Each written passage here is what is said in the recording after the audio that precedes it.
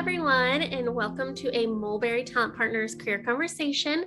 My name is Kelsey Daly, and I am the Talent Acquisition Specialist here at Mulberry. So a little bit about Mulberry. We are a full-service staffing and recruiting agency headquartered in Portland, Oregon, with an office in the Silicon Valley.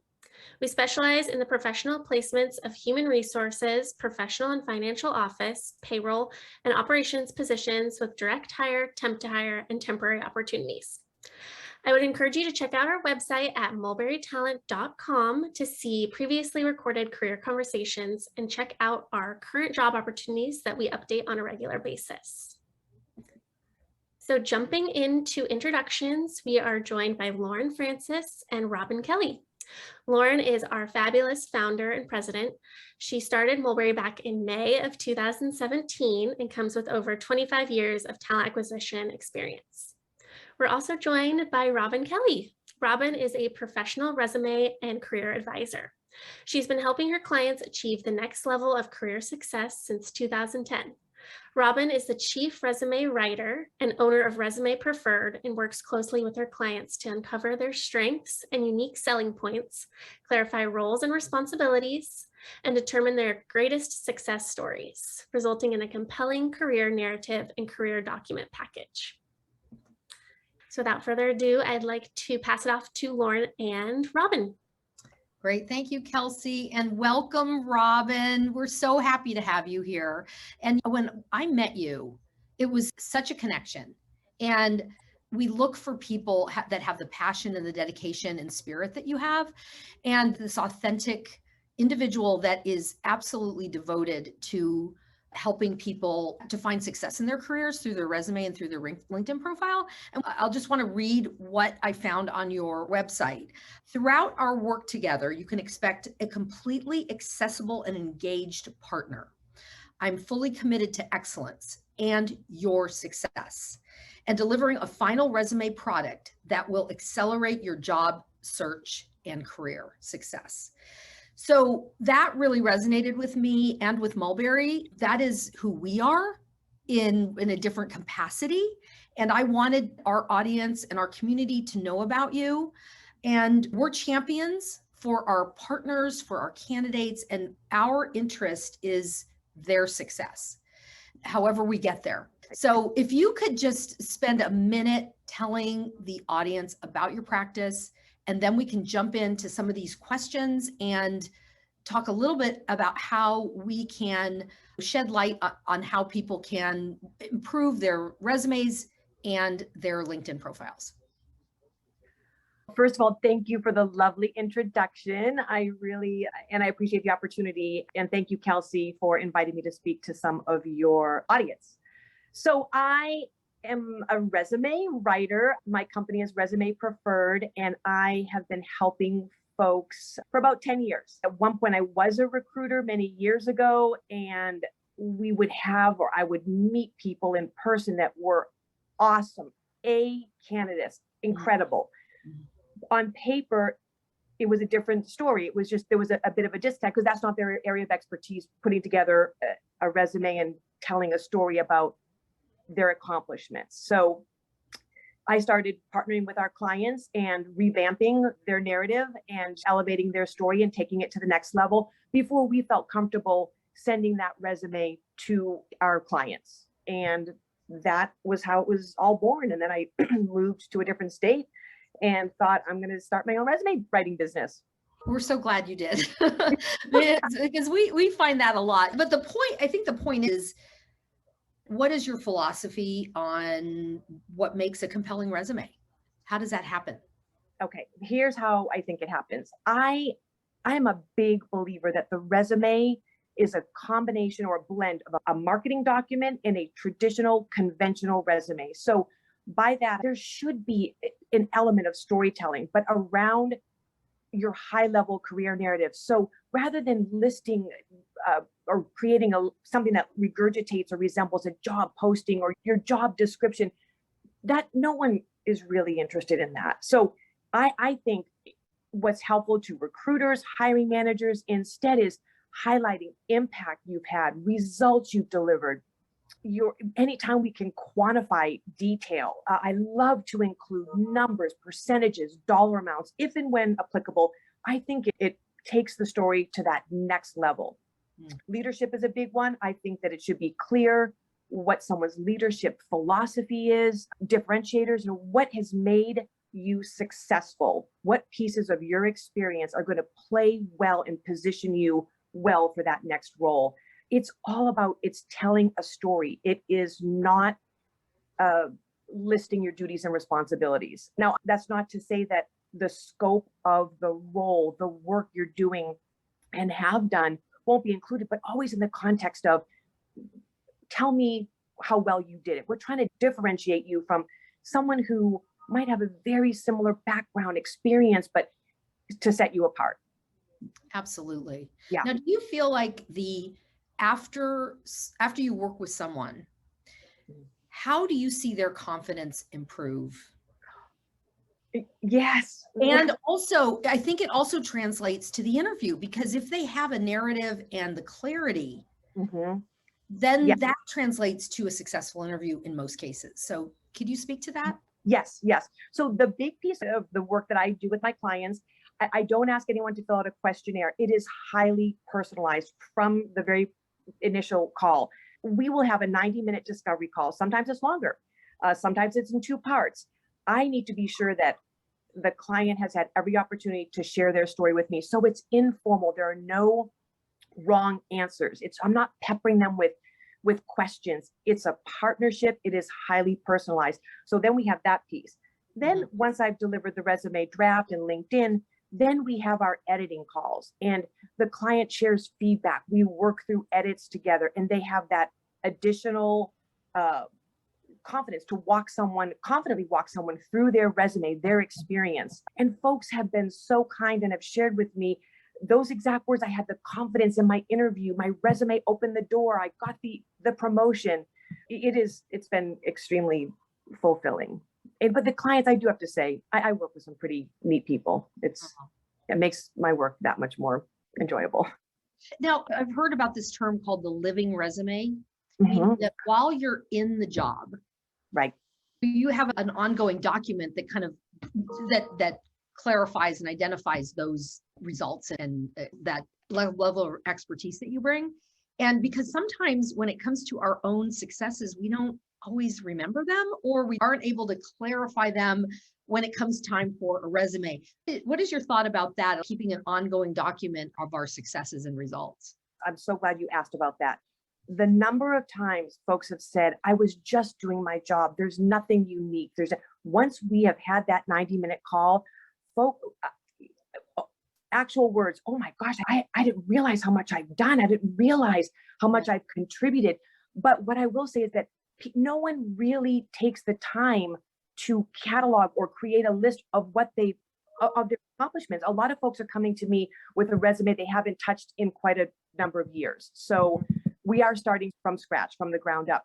I've encouraged folks to go back and look at their performance evaluations. There's a wealth of information there just to jog someone's memory. But where I think I add some value is I know the information I'd like to get from folks, because in order for me to do my best work, I need to have their best information. So I will dig deep to make sure that I have what I need to tell a compelling story.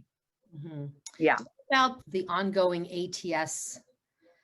Oh, yes. ATS, because humans look at the resume and machines look at the resume. So how does that work? Okay, so I'm highly mindful of the fact that most folks' resumes, especially if you're applying online, your resume is going to pass through some type of applicant tracking system, automated system. So priority number 1, I have to make sure your resume passes through that system. So that means not stuffing the resume with keywords.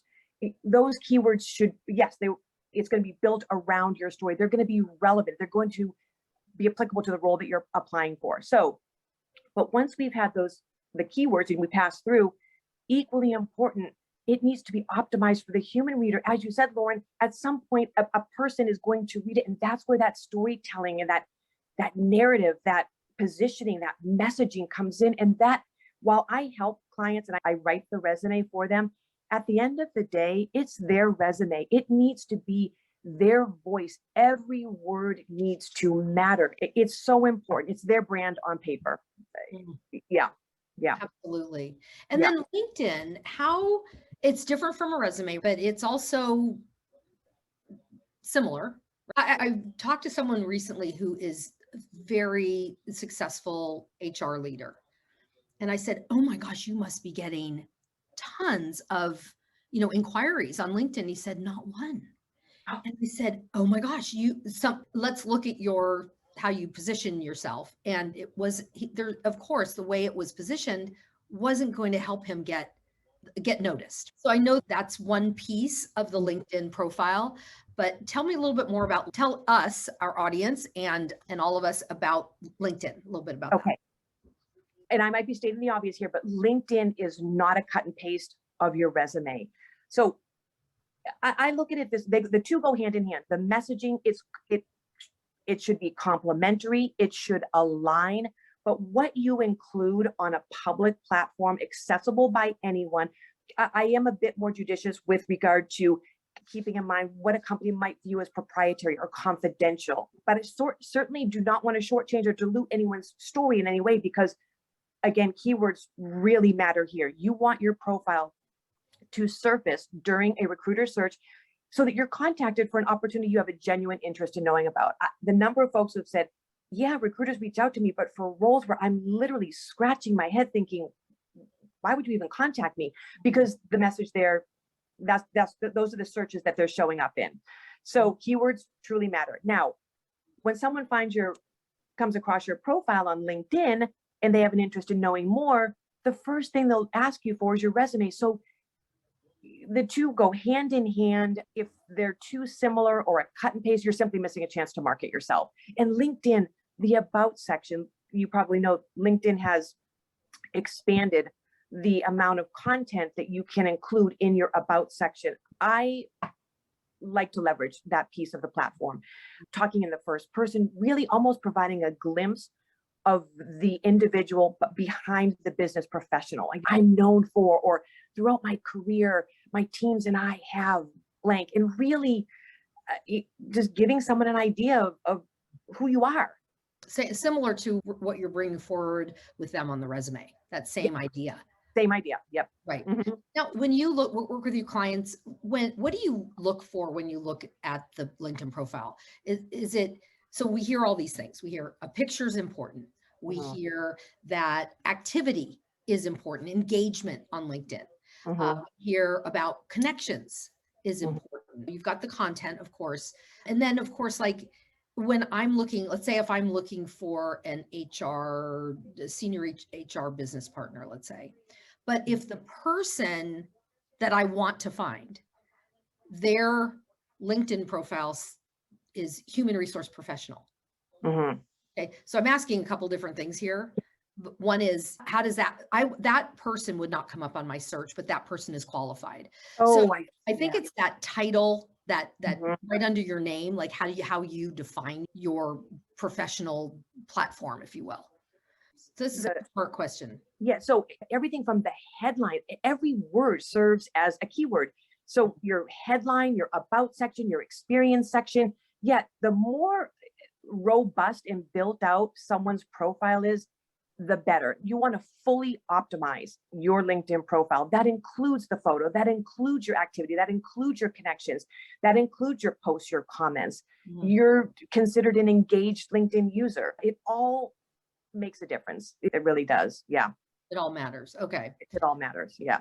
At a minimum, we should have a profile. There should be a photo. You should have a title. You should have some semblance, some outline of your career.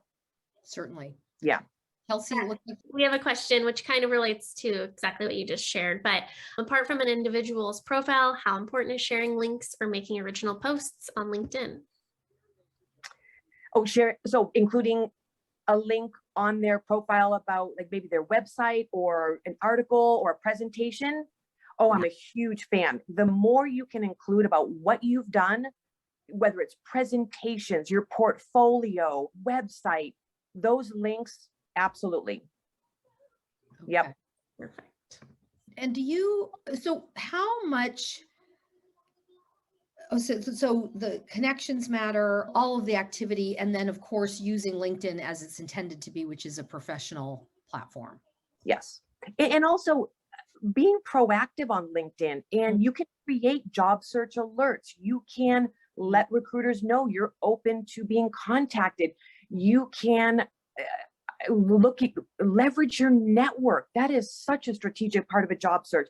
Who do you know, or who do you know that knows someone that can make an introduction into or to the company that you have an interest? Really, when you sift through what LinkedIn offers, one piece that so many folks tend to overlook is the skills section. That serves as, it's a tremendous opportunity to select up to 50 skills or competencies, which in turn serve as keywords. So thinking about really what you're known for today, the work you're doing today, and the work you want to do in the future. So we're not going to focus on something that you did very early in your career. That's not going to be a keyword that a hiring manager or recruiter is going to be using anyway. I highly suggest that folks take the time to go in, update, review, and select those skills. Okay, that's really good. I think I'll go on my LinkedIn after this and check out my profile. I think it probably needs some more. So do you work with clients on both their LinkedIn and their resume? And do you help people with a cover letter as well? And what is the word on cover letters? If you had 50 people and you asked them yay or nay on the cover letter, 25 are going to be yay and 25 are going to, I do think there's a time and a place for a cover letter. And I very seldom write them.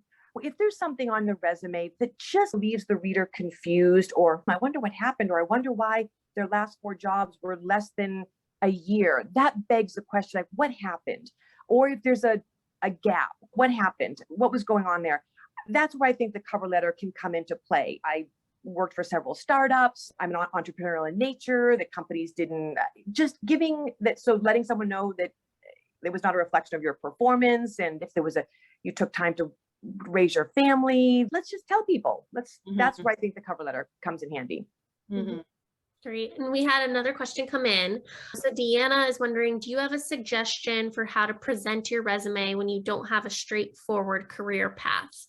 For example, was focused on HR/employee engagement for 3 years and currently for 2 years, and focused as a recruiter, looking to return more to HRBP people programs, but also have previous experience in hospitality, career services, etc. Okay, so I work with clients. That was Deanna who had asked that, Deanna, and I would be happy after this, at some point after the call, not only critique a resume, but just walk folks through some of their questions in more detail. If someone's had a diverse career or background that isn't straightforward, there's a way to connect the dots. That's the goal of the resume. The last thing we want to do is confuse the reader. Transferring your skills, your experience, everything that you've done, packaging that in a way that shows this is where I'm headed, and this is how I'm going to be successful in the role I'm applying for, and how I'm going to add value to your team, division, department. So that's where I get, during that 90-minute call, that's where I'm getting that information from. Yeah. So really at the end of the day, it's how do we tell a very succinct, compelling, hard-hitting story where there's no confusion. The last thing we want is for someone to look at your resume and say, there's a lot of great experience here, but I don't know where she would fit in the organization. We want to make it very clear. Yeah. And we had another question come in from Sarah. Do you have any suggestions for job hunters who are very open to what their next role might be? How does one create a resume and profile that leaves you open to many possible positions? Okay, I have some thoughts on that. Okay. When I work with clients, there's 2 things I want to make sure that I'm doing or not doing. Number one, trying to create a resume that is so broad that we're trying to fill too many buckets or trying to cover too many bases with one resume. That is going to confuse the reader because it'll never allow you to really put forth your best selling points because you're trying to cover too many bases. At the same time, the last thing we want to do too is if someone is very clear on their next role, like they know the title, they even know the company, to create a resume and message so specific to that then you can't use your resume for other opportunities. That's where I do feel I can add value, is balancing that, navigating, coming between those two. So what I would encourage you to do is get some additional clarity on what your role looks like, what your next steps look like. At least narrow it down enough where we can have a more focused message. Yeah. Yeah. We had another one come in, another question. Teresa said, everyone has an opinion on how long a resume should be. While it should be easy reading and to the point, what is your opinion on writing a resume for a professional that has vast industry and discipline experience to ensure you highlight without it being too much? Right. I'm a believer that less is more, but that less being very impactful. Best practices, or my thought is 1 page for every 10 years of experience. So it's rare. My clients do tend to be a bit more senior. So it's very rare that I'll write a 1-page resume. It is really for a recent college graduate or a very early career professional. So I do think that 2 pages is standard. 2 pages. Okay. Yeah. Yeah. I was going to ask the same question because Mhm. we hear this a lot, and it's obviously if you're newer in your career, your resume isn't as long. And then what about templates? Right now I'm seeing there's some templates that are not as helpful, and there are others that are they're really nice. They're designed in a way, and I see it as like more of a progressive or modern looking template without looking too flashy or whatever. How do you feel about some of the templates that you're seeing out there? I think there's a time and a place for a template, but at the end of the day, what matters is content is king. Having anything flashy and graphics, unless remember years ago, Marissa Mayer, she put together some fancy infographic resume and the pie chart, time spent baking cookies with my kids, 10%, and time in the boardroom. She can do that. She can get away with that because everyone knew who she was or is. But I think that, and especially the folks that I work with, I tend to be a little bit more professional, but I do follow, in a sense, of a format. I dedicate the first quarter of the page of the resume to the executive summary. That is where the themes that surface during our 90-minute call, they will be very clear to me. And I want to be sure that those are front and center. Those 3, I will create a 3 to 5 sentence paragraph that really, in a snapshot, describes who the candidate is, and follow it up with 3 of their big signature strengths or areas of experience. And how I've seen actually since the pandemic, more and more companies and people that are looking at resumes are much more open to the gaps and the transitions Yes. than they were before. And so I think people feeling comfortable with the gaps, a gap isn't a negative, right? No, absolutely not. But I think we can all agree that a few years ago, or even several years, you're like, oh, whoa, what they took time off, or now it is acceptable. And if a company doesn't appreciate that someone took that time off, whether it was to care for a family member or to raise their family, or if you're traveling, then that's not the company for you. So you almost weed them out. That's not going to work for you. Yeah. I completely agree. What about companies? There's a lot of companies that no one's ever heard of, especially in the Bay Area. It's a lot of startups and things like, who are these? And so what you don't want the reader to do is go, what is this company? I don't get it. I can't connect to this. Do you recommend that people do a very brief bio? I do. You do? Yes. Okay. If the company is not a recognizable name, I always do. Without a doubt. And it's important to do it throughout the resume, meaning it's X company, Intel. You can say it's Yes, absolutely. So I'm probably not going to spend as much time describing what Apple is or does, because the reader knows. But for those companies that are not recognizable, and yet these companies are growing, they may have hundreds of millions in startup, or they're venture funded. And so a number of employees are growing, and I will weave that into that little description of the company. Yeah. Absolutely. I think it's so helpful. Yeah, it really is. I always give that advice. Yeah. Regularly. Right. Okay, we had another question from Teresa. Have you tracked your clients' success that they've found after working with you on their LinkedIn page and resume? Yeah, yes and no. Here's how I would answer that. The number of emails, I actually got one this morning. It was the best. She was found on LinkedIn and she got her a new role that she is ecstatic about. She's senior HRBP. The bulk of my business at this point, I do want to say 90% of it is referral based. So folks have worked with me. I'm based on feedback, their interest in referring me. I have some that are 4, 5, 6 deep. Bill referred, Mary referred, XXX. I feel that folks have been happy in their work with me. And I do want to go back to the fact when I said that it is a partnership. This is my name, my company, my business, and my reputation. I simply will not have anyone unhappy. It's not my brand. I will go above and beyond. Yeah. It's very clear when you look at your website, it's very clear that you're an engaged and committed person and you want people to be successful. It's important to you. It is important to me. And the thing is, everyone has a story. And when you sit down and talk with someone and you realize that they have done so much, they have so much to offer, and they're just incredible people. And that's why I just think to myself, what a shame that a company or an organization didn't have a chance to meet with that person simply because their area of expertise isn't writing a resume. They're running a company, or they're running a finance department, or they're running the marketing department. So I just really get tremendous fulfillment out of partnering with people. And I really do become friends with my clients. Oh, I'm sure. Sometimes I see too that with individuals, they have a great resume and a great LinkedIn after you've helped them and others. There's also ways that people can enhance or to get to where they want to go. One is to work with a staffing partner because you have an advocate. You've been a recruiter and you find the right person that can help them elevate their profile and to help with that process. I've also seen that one of the other things we look for when we are working with people is their ability to stay connected, communicate, reach out to us in a way that it's not like this delay of 5 days or whatever. They're quick to respond and to be really engaged in the process. So sometimes I hear, oh gosh, we reached out to this candidate and it got back to us 5 days later. And that just is an indicator of someone that isn't as engaged in the process. So one of the things is all of those things are great, but it's how you carry that forward, how the individual carries that forward that is so important. Right. Yeah.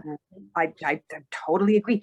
Communication and that responsiveness and being accessible and really being invested and not disappearing on both ends. Absolutely. And that again, I go back to, it is a partnership. It is your resume, finding a job, working with a recruiter. This can make or break or open a door that can really be life-changing. I love the opening of a door because that's really what it is. It's about those next steps that get you to the next place. Well, I wanted to share one thing that I meant to touch on earlier, just with regard to the resume and that messaging. I'm a firm believer in kind of steering away from phrases that like responsible for or duties include. And I know I touched a bit on that, but instead really thinking about, for example, did you build something? Did you revamp? Did you build a team from the ground up? Did your sales team deliver the company's first ever 30% growth? Telling that story in a way rather than manage sales team or lead the sales team. It's thinking about just really high impact verbs starting each sentence. I think is very helpful. Yeah. Achieved, delivered, built, collaborated with team that blank. It can just a couple of words can be so powerful and just shift someone's mindset or thoughts. Yeah. True. Kelsey, do we have another question or are we at the end? Yeah, so we've had 3 questions roll in. Do we have time to get those answered? Sure. I do if you ladies do. Okay, so yes, we'll get these 3 questions answered before we wrap up. So Christina says, what recommendations/concerns do you have for those of us who have worked for the same company for 20 plus years? How is that perceived by potential employers as a general rule? Love that question. So a number of my clients have been at the same organization for years. I work with a number of very senior folks at Walmart who they've spent their entire career in the corporate headquarters. What I like to do is view it as, I would imagine that Christina has held several positions during her 15, 20 years at the company. So you haven't been in one role doing the same thing for 20 years. So it's almost as if you've had several roles, and asking, did you report to a different leader? Did different teams? It's almost as if you've had 3, 4, 5 jobs, even though it was within one organization. And especially if the company's been acquired or merged, that's a whole different being able to step into and deal with that change. It can be viewed as a red flag, but if an employer has that mindset, then that's not the employer for you. It isn't. Agreed. Yeah. Agreed. Okay, next one. Do you work with someone who's more senior, transitioning her career, but not sure what her experience and talents would be applicable to? Yes. Oh, let's see. So I want to be clear. I don't feel that I would be, in terms of career coaching, or that is not really where I think I'm going to add value. But if you had some idea of what that next step looked like, if you were to share with me a couple of either companies or position descriptions that piqued your interest, you might say, this is 40%, this is 70%. This is what I would love to do. This is my dream job. This is what I don't want to do. Knowing what you don't want to do is half the battle. So the more information, and there's so much discovery and so much discussion that can happen, that I think can guide you and us down that path. But I do feel there's a wonderful time and a place for a competent, qualified career coach. And we have quite a few people that we can refer for career for coaching. Yeah, too. Okay, last question. I'm looking for a career overhaul, but on paper, all of my experience lends itself to 1 or 2 fields that I'm not looking to return to. How should I communicate that on a resume? Okay, so gosh, it seems as if there's a lot of folks thinking about a pivot or a repositioning. And as a result of the pandemic, the number of folks that I'm working with who are completely transitioning, it was by necessity, but folks are just also saying, hey, I've had some success in my career and I want to step into, whether it's I'm going from corporate to nonprofit, or so I would say that it's all about taking your experience, what you've done, extracting what's going to be relevant and importance to the hiring manager, to show, hey, yeah, you know what? She spent the bulk of her career here and here, but there's so much that lends itself to her being able to be successful in this role. That's where I feel I would be able to help you tell your story, pulling those nuggets out and weaving them into your resume. Absolutely. I couldn't agree more. That's exactly what I would recommend. Yeah. Perfect. Those are the questions for today. We have another upcoming conversation with Heather McBride coming up that's also focused on resumes, accomplishment-based resumes. So be sure to join us on June 2nd for that. And then here's ways to stay in touch with us. So you can connect with all of us on LinkedIn. I've provided all of our emails as well. And we just wanted to say thank you so much for tuning into our webinar today. We know you have many different options when it comes to webinars, and we're really happy that you joined us. And thank you so much, Robin and Lauren. This was an amazing conversation. It really was. Thank you so much. I really appreciate it, Lauren and Kelsey. Thanks so much. And thanks to everyone in the audience. And please, I'm happy to review your resume, answer questions. I appreciate the connection and would be happy to help. Yes. And take her up on it, guys. She needs it. Yeah. Okay. Until next time, everyone. Thanks again, Robin, for joining us. Thanks. Thank you. Bye-bye.